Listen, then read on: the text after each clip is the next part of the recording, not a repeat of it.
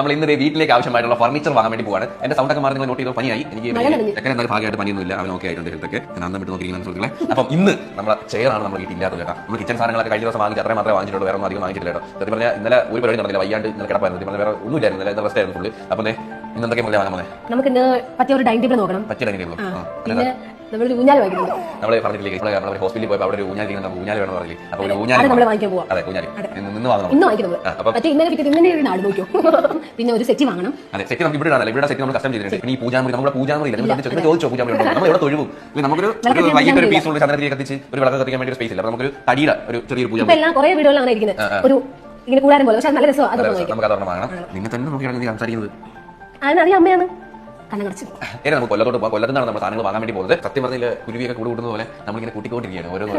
Okay, അപ്പോൾ നിങ്ങളും എല്ലാം കണ്ടോണ്ടിരിക്കുകയല്ലേ കേസ്. ഒരു വീട്ടിലേക്ക് ആവശ്യമുള്ള എന്തൊക്കെ നമ്മളൊരു പ്ലെയർ അല്ലായിരുന്നു എല്ലാ സാധനങ്ങളും വാങ്ങുന്നത്. അത് നമ്മളെപ്പോഴുള്ള യൂത്ത് പിള്ളേർക്ക് ചിലപ്പോൾ ഉപകാരപ്പെട്ടാലോ എന്തൊക്കെ സാധനങ്ങൾ വാങ്ങുന്നത് സജസ്റ്റ് ചെയ്യാൻ നമുക്ക് ഓർമ്മയില്ല. അപ്പം പോവാം ഫുഡ്. നമ്മളിപ്പം ഒരു മാസമായി ഹോട്ടൽ ഫുഡാണ്. ഹോട്ടൽ ഫുഡ് എനിക്ക് അടുത്തില്ല.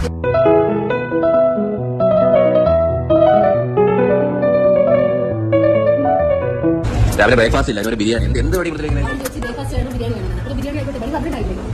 സമയം തെറ്റിയാണ് ആഹാരം കഴിക്കുന്നത്. എപ്പോഴാണെങ്കിലും കഴിക്കുന്നത്. നമ്മൾ ആൾ തന്നെ ഇരിക്കുന്നത് നിങ്ങൾ കണ്ടല്ലോ, നമ്മൾ ഊഞ്ഞാലാണ് ഇരിക്കുന്നത്. ഈ ഊഞ്ഞാല്